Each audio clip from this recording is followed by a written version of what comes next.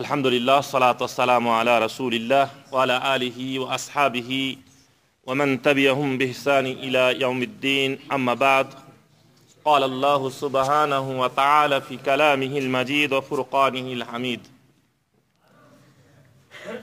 وقل لهما قولا كريما. وقال النبي صلى الله عليه وسلم: إن من أكبر الكبائر أن يلعن الرجل والديه إلى آخر الحديث। আল্লাহ পাকের লাখো লাখো শুকরিয়া যে আল্লাহ সুবহানাহু ওয়া তাআলা আমাদেরকে এখানে একটা সপ্তাহ আনতে আবারও সমবেত হওয়ার তৌফিক দান করেছেন। এজন্য রব্বুল জলিল সুবহানাহু ওয়া তাআলার বারগাহে আমরা সিজদায়ে শাকুর পেশ করি, বলি আলহামদুলিল্লাহ। দুরুদ পেশ করছি নবীনা হাবিবেনা কুদওয়াতানা মুহাম্মদ ইবনে আবদুল্লাহ সাল্লাল্লাহু আলাইহি ওয়াসাল্লামের প্রতি। সকলে বলি আল্লাহুম্মা সাল্লি আলা মুহাম্মদ ওয়া আলা আলি মুহাম্মদ কামা সাল্লাল্লাহু। আমরা গত সপ্তাহে আলোচনা করেছিলাম যে আসসুব্বু ওয়াসসাতাম, গালি গালাত সম্পর্কীয় শরীয়তের বিধিবিধান কি, এবং আল্লাহ রাসূল সাল্লাল্লাহু আলাইহি সাল্লাম কতকগুলো জিনিসকে নির্দিষ্ট করে গালি দিতে নিষেধ করেছেন। এটা নিষেধাজ্ঞার অন্তর্ভুক্ত। তাই আমাদের জানা প্রয়োজন যে যে জিনিসগুলোকে আল্লাহ রাসূল সাল্লাল্লাহু আলাইহি সাল্লাম নিষেধ করেছেন তা আমাদেরকে জানতে হবে, এবং কোনো অবস্থাতেই আমরা যেন রাসূলের সেই নিষেধাজ্ঞাকে উপেক্ষা করে তার বিরুদ্ধাচরণ না করি। আমরা গত সপ্তাহে আলোচনা করেছিলাম যে কোনো মৃত মানুষকে কখনো গালি দেওয়া ঠিক নয়, কারণ সে তার কর্মের কি করেছেন, পরিসমাপ্তি ঘটিয়েছেন, এবং তার যা প্রাপ্তি তিনি পাচ্ছেন।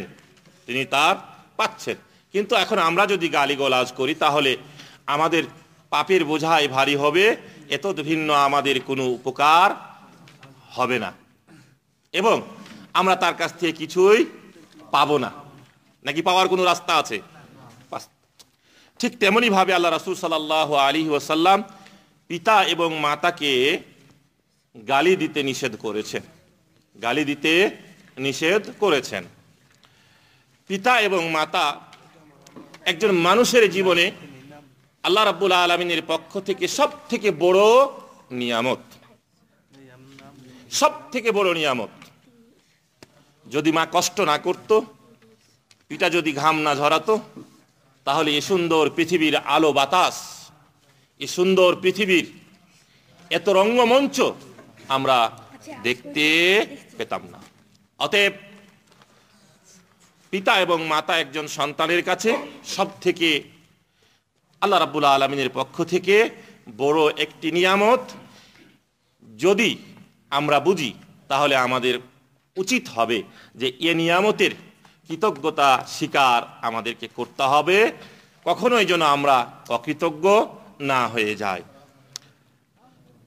পিতা মাতাকে গালি দেওয়া এটা অত্যন্ত গর্হিত কাজ। কাবিরা গুনাহ সমূহের মধ্যে কাবিরা মানেই হলো কি বড়। তারপরে আল্লাহ রাসূল সাল্লাল্লাহু আলাইহি সাল্লাম কখনো কখনো এই কাবিরা গুনাহ সমূহের মধ্যে কতকগুলো বিষয়কে ইন্ডিকেট করে নির্দিষ্ট করে বলেছেন আকবারুল কাবায়ের। কাবিরা গুনাহ তো এমনি বড়, তার থেকে আবার বড়। যে সমস্ত জিনিসগুলো কাবিরা গুনাহর মধ্যে সব থেকে বড়, তার মধ্যে একটি হলো পিতা এবং মাতাকে গালিগালাজ করা।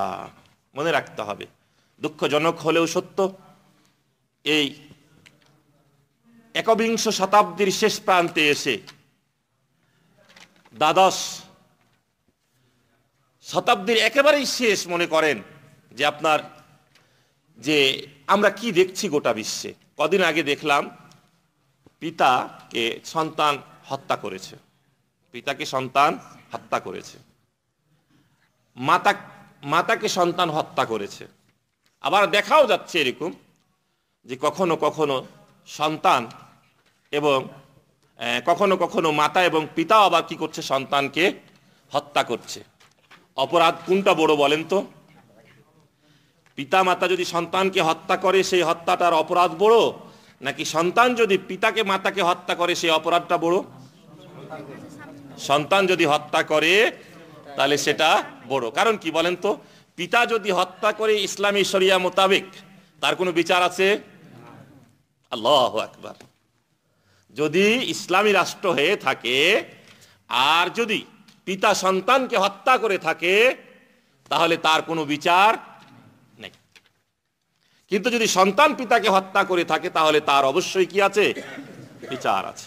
অতএব সন্তানের পক্ষ থেকে কোনো কাজ, কোনো কষ্ট পিতা মাতাকে দেওয়া এটা সব ক্ষেত্রেই কি বড়, সব ক্ষেত্রেই বড়, মনে রাখতে হবে। অনেক সময় আমরা পিতা এবং মাতাকে কষ্ট দেই। কিভাবে কষ্ট দেই? সরাসরি হতে পারে কোনো বাক্য বান দিয়ে, অর্থাৎ কোনো কথা বলে নয়, হতে পারে তাকে গালিগুলাজ করে নয়, কোনো টর্চারিং বা মারধর করে নয়, কিন্তু এমন কতকগুলো কাজ করে ফেলি যে কাজটার কথা শুনে মাতা এবং পিতা কি হয়ে যায়? মনে অনেক কষ্ট পায়, তাই না? বলেন তো, যদি সন্তান মদ পান করে বাবা মার কাছে ফিরে আসে, সন্তান খুশি, মাতা পিতা খুশি হন না ব্যথিত হন? ব্যথিত হন, তাই না? যদি ওই বাপ আবার মাপের কি হয়, এরকম ডিজিটাল মা বাপ আছে না, যে তোরাও খা আমরাও খাই, তাই না? বাপও যায় অবৈধ রাস্তায়, বেটাও যায় অবৈধ রাস্তায়, দিয়ে কয় কি তোমরা আমরা ভাই ভাই। কথাটা বুঝতে পেরেছেন? জি, এরকম যদি হয়ে থাকে তাহলে তো কোনো ব্যথা পাওয়ারও কথা নয়, বরঞ্চ তারা কি হয়, আরো আনন্দিত হয়, উৎফুল্লিত হয়, আর কয় বেটা একটা কাম করছস, বেটা একটা কাম করছস। কিন্তু সত্যিকার অর্থে কি বাপ এই জানের দুশ্মন, এই সন্তানের জন্য যেমন দুশ্মন, সন্তানও যেমন তেমনই তার জন্য দুশ্মন। বাপ ওটাই যে সব সময় সন্তানকে কি করে, ন্যায়ের পথে, কল্যাণের পথে, ভালো পথে পরিচালিত করার জন্য, পরিচালনা করার জন্য সচেষ্ট থাকে, তাই না? ছেলে এবং মেয়ের কল্যাণ কামনা করে, যাতে কল্যাণ সে পথ সন্তানকে সব সময়ের জন্য দেখাবার চেষ্টা করে, তাই না? এখন কথা হলো যে তাহলে এই যে মদ খেয়ে আসলো, মদ খেয়ে আসাতে, গাঁজা খেয়ে আসাতে, ইয়াবা ব্যবহার করে আসাতে এই যে মা এবং বাপ দুঃখ পেল, কষ্ট পেল, ব্যথিত হলো, চিন্তিত হলো, এটাও সন্তানের পক্ষ থেকে দেওয়া হলো।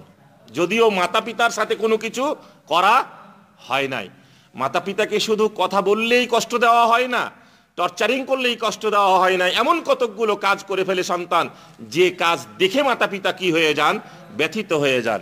কিছুক্ষণ আগে একজন ভাই আমাকে বলল যে সন্তানকে অনেক কষ্ট করে হাফেজে কোরআন বানিয়েছিল, হাফেজে কোরআন বানিয়েছিল। গত দু একদিনের ঘটনা, জায়গার নাম উল্লেখ করছি না আমি। সন্তান হঠাৎ করে গাঁজা খেয়ে আসছিল, তার সম্পর্কীয় চাচা ধরে তাকে কিছু উত্তম মাধ্যম দিয়েছে। এটা শুনে মা খুব মনে ব্যথা পেয়েছে, দুই দিকের ব্যথা। সন্তানকে মারলে মা কখনো খুশি হতে পারেন না, এর জন্য যে তাকে মারা হয়েছে তার সন্তানকে, এজন্য ব্যথিত হয়েছে। আবার হাফেজে কোরআন গাঁজা খেয়ে এসেছে, এজন্য আরো ব্যথিত হয়েছে, যে এত কষ্ট করে তোকে আমরা এতদূর পর্যন্ত পৌঁছালাম আর তুই শেষ পর্যন্ত এমন কাজ করলি। মা না করছে কি, সাথে সাথে বিশ্বের বোতল খুলে মাশাআল্লাহ এই মুখ আর সন্তানেরে দেখাইতাম না, আর গাঁওবাসীর, এলাকাবাসীর কাউরও দেখাইতাম না, কেউ যেন এ কথা না কয় যে গাঁজাখোর হাফেজের মা, তাই না? এই জন্য মা কি করেছে, আত্মহত্যা করেছে। বলেন তো এই আত্মহত্যার জন্য কে দায়ী? আত্মহত্যা করা মহাপাপ, তাই না? আত্মহত্যা মহাপাপ। কোনোভাবেই কেউ যেন আত্মহনন করার মতো কোনো কাজে না চলে যায়, এটি গুরুতর অপরাধ, এটি গুরুতর অপরাধ। এই অপরাধের জন্য মা কি পাবে? শাস্তি পাবে, তাই না? না পাবে না? পাবে। এটা তাকে শাস্তি পেতেই হবে। কিন্তু এই মৃত্যুর দিকে ঠেলে দেওয়ার যে স্বভাব, এটা কিন্তু সন্তান, অতএব তিনিও কিন্তু এই শাস্তির হাত থেকে বাঁচতে পারবেন না। কথা আমার বুঝতে পেরেছেন? জি। তো অনেক সময় এরকম কর্মকাণ্ড হয়ে যায় যেগুলোর কারণে কি মাতা এবং পিতা কি হন? ব্যথিত হন, দুঃখ পান, কষ্ট পান। এমন কাজও কোনো সন্তানের করা উচিত নয়, এমন কোনো সন্তানের কাজ করা উচিত নয়। এজন্য আল্লাহ রাসূল সাল্লাল্লাহু আলাইহি ওয়াসাল্লাম সকল সন্তানকে লক্ষ্য করে বলছেন যে তোমরা মাতা এবং পিতাকে কি করবে না? গালি দেবে না। গালি দেওয়া এটি কাবিরা গুনাহ সমূহের মধ্যে সব থেকে বড় গুনাহ। আল্লাহ আমাদের সকলকে হেফাজত করুন। আল্লাহ আমাদের সকলকে হেফাজত করুন।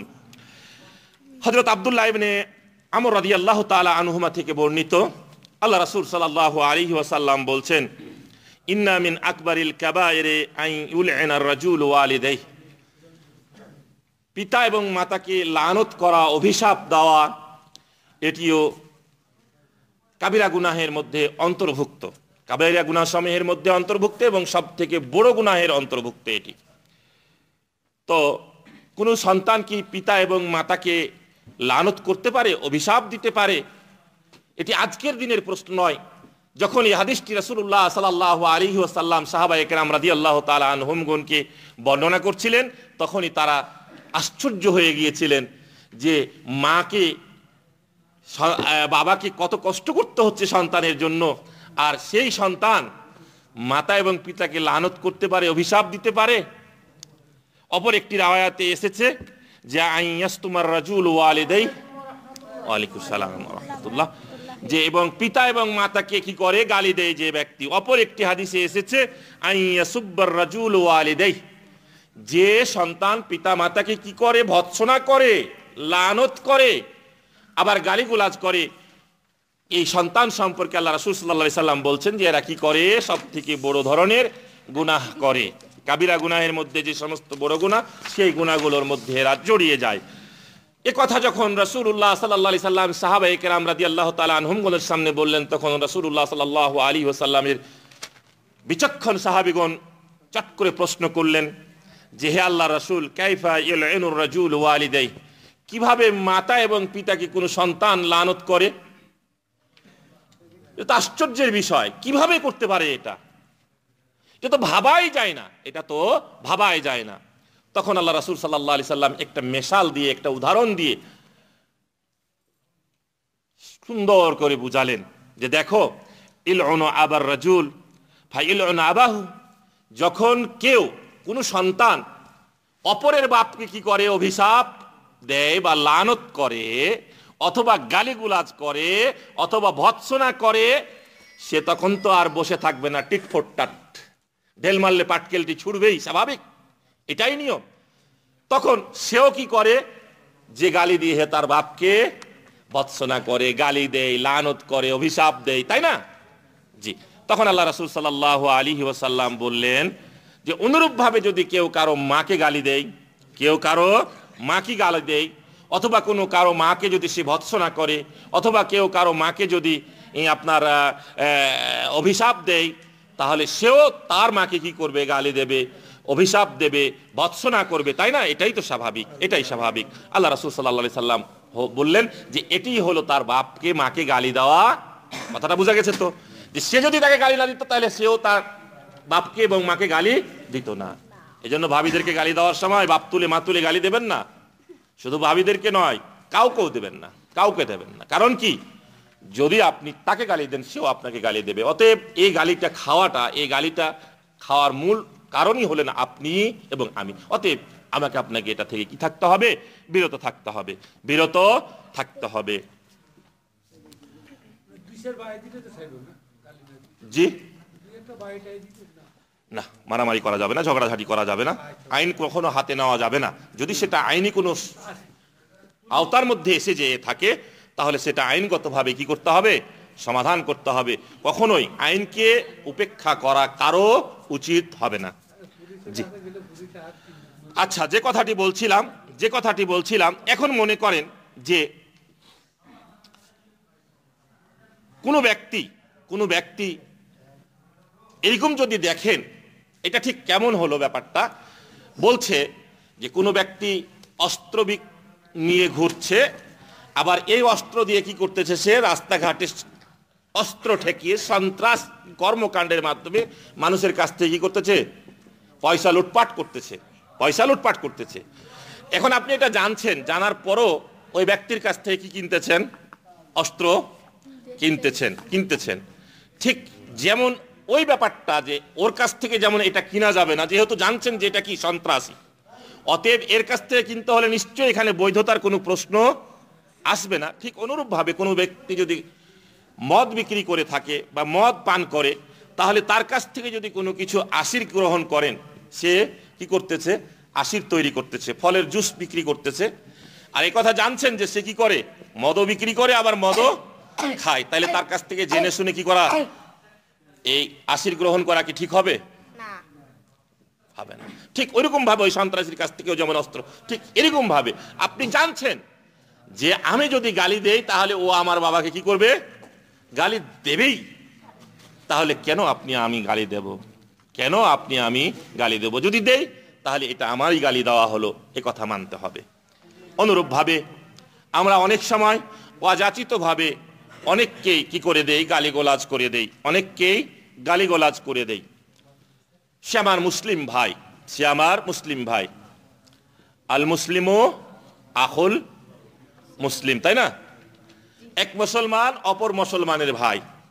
অতএব এক মুসলমান অপর মুসলমানের ভাই হিসাবে কখনো কাউকে গালিগোলাজ করাটা ঠিক নয়। কারণ আল্লাহ রাসূল সাল্লাল্লাহু আলাইহি ওয়াসাল্লাম বলেছেন যে সেবাবুল মুসলিমে ফুসুকুন, মুসলমান ভাইকে গালিগোলাজ করা কি? এটা ফাসিকি কর্ম, এটা ফাসিকি কর্ম। ওয়া কিতালুহু কুফর, এবং কাউকে হত্যা করা এটা কুফরির সমপর্যায়ের, এটা কুফরির সমপর্যায়ের। যদিও এখানে আইম্মায়ে মুজতাহিদিনগণ কিছুটা ব্যাখ্যা বিশ্লেষণ করেছে এবং এই ফসুককে ঠিক সেরকম ফাসেকের মধ্যে অন্তর্ভুক্ত করেন নাই। ফিসক শব্দের অর্থ হলো কি? খরুজ আন তাআতিল্লাহি ওয়া রাসূলিহি, আল্লাহ এবং আল্লাহ রাসূলের আনুগত্য থেকে কি হয়ে যাওয়া? বের হয়ে যাওয়া, বের হয়ে যাওয়া। এখন যদি এরকম হয়ে থাকে, তারা ব্যাখ্যা করছেন যে যদি এটা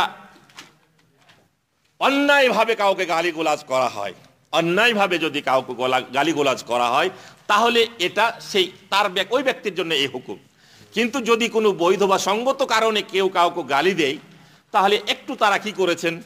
এটাতে একটু মানে স্লোথ, একটু গতি, একটু নরমাল ভাব দেখিয়েছেন। কিন্তু আমার মনে হয় যে কোনো ক্ষেত্রেই এটা উচিত নয়।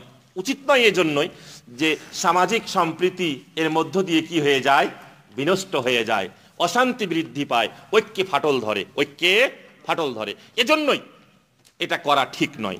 এবং বলা হয়েছে যে এখানে যেটি এই ফিসুকের কথা বলা হয়েছে, এই ফুসুকটি এই জন্য বলা হয়েছে যে এটা একটু মানুষকে কি করার জন্য?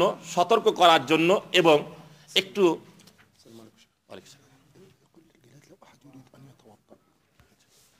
যদি কারো অজু না থেকে থাকে অজু করে আসতে পারেন একটু। জি, তো যেটি বলছিলাম যে কোনো মুসলমানকেই আসলে কোনো কারণেই, সঙ্গত কারণেই হোক বা অসঙ্গত কারণেই হোক, গালিগোলাজ না করাটাই ভালো। যতদূর পারা যায়, যতদূর পারা যায় ধৈর্য ধারণ করাটা সব থেকে ভালো। কারণ কি জানেন? এক মুসলমান যখন অপর মুসলমানকে গালি দেয় আর ও বেচারি যখন কি থাকে? চুপ করে থাকে, তখন কি করে বলেন তো? আল্লাহ রাব্বুল আলামিন ফেরেশতাদেরকে পাঠিয়ে দেন এর প্রতি উত্তর দেওয়ার জন্য। ফেরেশতারা তখন কি করেন? তার পক্ষ থেকে তার প্রতি উত্তর দিতে থাকেন। এজন্যই আমাদেরকে কি করতে হবে? ধৈর্য ধারণ করতে হবে, ধৈর্য ধারণ করতে হবে এবং এই কাজটি থেকে বিরত থাকতে হবে। ধৈর্য ধারণ করতে হবে এবং বিরত থাকতে হবে। তাহলে কোনো অবস্থাতেই আমরা বুঝতে পারলাম যে গালিগোলাজ করা ঠিক হবে না, বরঞ্চ একজন মুসলমান অপরজন মুসলমানকে কি করবে? হক হিসাবে তাকে কি করবে? সাহায্য করবে, তাকে সাহায্য করবে এবং তার সাহায্য সহযোগিতায় মনোনিবেশ করবে। এবং যদি কোনো তাকে কোনো কষ্ট বা কোনো বিপদ এসে তাকে কি করে থাকে? গ্রাস করে থাকে, তাহলে তাকে সেই বিপদ মুক্ত করার জন্য কি করতে হবে? চেষ্টা করতে হবে। একজন মুসলমান হিসাবে অপর মুসলমানের উপরে এটি একটি হক, এটি একটি হক। অতএব সেই দিকে কখনো পা বাড়ানো আমাদের ঠিক হবে না। আমরা চলে যাচ্ছি আরেকটি কারণ, যে কারণটি হলো এই যে আল্লাহ রাসূল সাল্লাল্লাহু আলাইহি ওয়াসাল্লাম সময়কে, যুগকে, জামানাকে গালিগোলাজ করতে নিষেধ করেছেন। সময়, কাল, যুগ এগুলো আছে না, এগুলোকে অনেক সময় গালিগোলাজ করে ফেলে। শুধু গালিগোলাজ নয়, মুখে অযাচিত ভাবে বলে ফেলি আমরা কি, আরে জামানা খারাপ, নাউযুবিল্লাহি মিন যালিক। খুব ভালোভাবে স্মরণ রাখবেন, এই যে বললেন জামানা খারাপ, কি করলেন? জামানাকে গালি দিলেন, তাই না? অথবা জামানার প্রতি একটা দোষ বা ত্রুটি চাপিয়ে দিলেন, জামানাকে আয়বযুক্ত করে দিলেন। অথচ জামানা সকল প্রকার এই দোষ ত্রুটি এবং এই গালেগোলাজ থেকে অনেক ঊর্ধ্বে। কারণটা কি? কারণটা হলো এই যে জামানা তো একটা জিনিস, আল্লাহ রাব্বুল আলামিনের যেটা সৃষ্টি, তাই না? আল্লাহ রাব্বুল আলামিনের সৃষ্টি, আল্লাহ রাব্বুল আলামিনের আদেশের বাইরে কখনো জামানা বা সময়, দিনক্ষণ কোনো কিছু যেতে পেরেছে? বরঞ্চ আল্লাহ রাব্বুল আলামিনের রাসূল বলছেন যে, আল্লাহ রাব্বুল আলামিন বলছেন আনাদ-দাহর, আমি নিজেই তো যুগ, উকাল্লিবুল লাইলা ওয়ান নাহার, আমি তো দিন আর রাতের পরিবর্তনের মধ্য দিয়েই এটার কি করি? সৃষ্টি করি। অতএব তোমরা যদি কখনো কি করো, কোন যুগকে, কোন জামানাকে, কোন সময়কে, কোন কালকে তোমরা গালিগোলাজ করো, তাহলে সেই গালে এবং গোলাজটা হয়ে যায় কাকে? আমাকে। অথচ আমি এগুলো থেকে সম্পূর্ণ কি? মুক্ত। আল্লাহ রাসূল সাল্লাল্লাহু আলাইহি ওয়াসাল্লামের প্রখ্যাত সাহাবী হযরত আবু হুরায়রা রাদিয়াল্লাহু তাআলা আনহু বলছেন যে আল্লাহ রাসূল সাল্লাল্লাহু আলাইহি সাল্লাম বলেছেন, আল্লাহু তাআলা, হাদিসে কুদসি, ইয়াসুব্বু বানু আদামা দাহরা, বনি আদম অনেক সময় এই যুগ জামানা কালকে কি করে দেয়? গালি গোলাজ করে। ওয়া আনাদ-দাহর, অথচ সে জানে না যে আমি হলাম কাল, আমি হলাম যুগ, আমি হলাম জামানা। বিয়াদিল লাইলা ওয়ান নাহার, এই রাত্রি এবং দিন এটা আমার হাতেই কি হয়? ঘুরপাক খায়। এটাকে আমি কি করি? নিয়ন্ত্রণ করি। এটাকে আমি নিয়ন্ত্রণ করি। অতএব যদি কেউ কোনো জামানাকে গালি দেয়, কালকে গালি দেয়, সময়কে গালি দেয়, তাহলে সেটাই কি হয়ে যায়? আমার কাছে এসে যায়, আমার গায়ে লেগে যায়। অতএব এই কাজটি করা যাবে না, এই কাজটি করা যাবে না। অনুরূপভাবে হযরত আবু হুরায়রা রাদিয়াল্লাহু তাআলা আনহু থেকে বর্ণিত একটি হাদিস, যেখানে রাসূলুল্লাহ সাল্লাল্লাহু আলাইহি ওয়াসাল্লাম বলেছেন, ইউজিনি ইবনু আদম, বনি আদম কি করে? আমাকে কষ্ট দেয়, আমাকে কষ্ট দেয়। কে বলছেন? আল্লাহ রাব্বুল আলামিন বলছেন যে বনি আদম আমাকে কি করে? কষ্ট দেয়। কি বলে কষ্ট দেয়? ইয়া খাইবাতাদ দাহরি, ইয়া খাইবাতাদ দাহরি, এটা একটা অভিশাপমূলক কথা। হায় রে জামানা, কি যে করলি তুই, সব ধ্বংস করে ফেলালি। হায় রে কলির কাল, কলির কাল বলে কি করা হলো? একটা জামানাকে ত্রুটিযুক্ত করে দেওয়া হলো, তাই না? অথবা অনেক সময় বলা হয়, অনেক রকমের কথাই আমরা কিন্তু জামানা সম্পর্কে বলে ফেলি, তাই না? অথচ এগুলো সম্পূর্ণই আল্লাহ রাব্বুল আলামিনকে এই দোষারোপ করা হয়। আল্লাহ রাসূল সাল্লাল্লাহু আলাইহি সাল্লাম বলছেন, ফালা ইয়াকুলান্না আহাদুকুম ইয়া খাইবাতাদ দাহর, হায় আফসোস, যুগ যদি এরকম না হতো, বা যুগ যদি এরকম কিছু না করতো, এরকম যেন আফসোসমূলক কোনো কথা তোমাদের মধ্য থেকে কেউ কখনো জামানাকে না বলে। কারণ ফা ইন্নী আনাদ দাহর, আল্লাহ রাব্বুল আলামিন বলছেন যে আমি হলাম কি? যুগ, আমি হলাম জামানা, আমি হলাম সময়। উকাল্লিবু লাইলাহু ওয়া নাহারা, আমি এর রাত এবং দিনকে কি করি?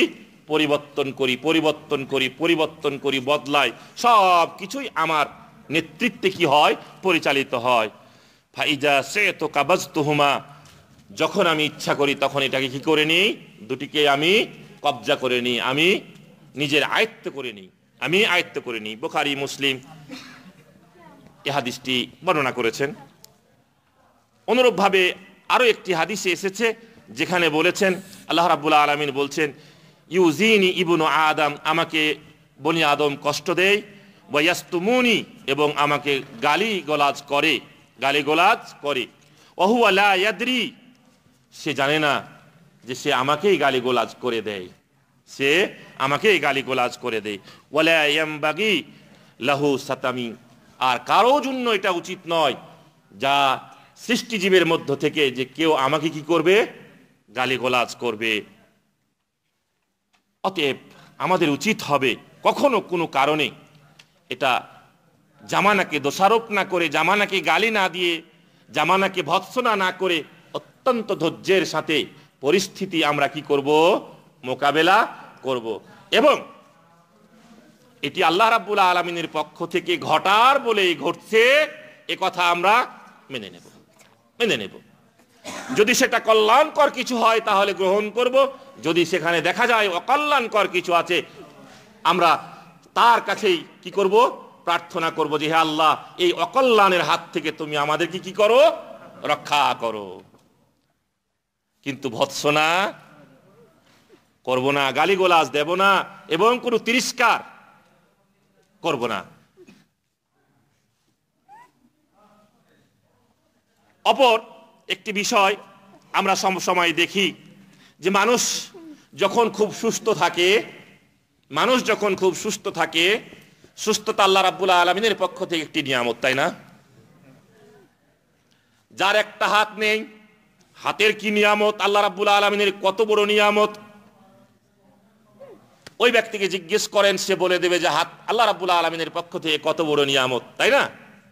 চোখ আল্লাহ রাব্বুল আলামিনের কত বড় নিয়ামত, যার চোখ নেই ওকে জিজ্ঞেস করেন, দুনিয়ার আলো বাতাস দেখতে পাচ্ছে না, তার জন্য পৃথিবীটা কত ছোট, কত কষ্টদায়ক, ও আপনাকে বলে দেবে। তো ঠিক সুস্থতা যখন থাকে তখন আমরা আল্লাহ রাব্বুল আলামিনের সেই নিয়ামত কি ততটা কি করি না, উপলব্ধি করি না। কিন্তু যখন অসুস্থ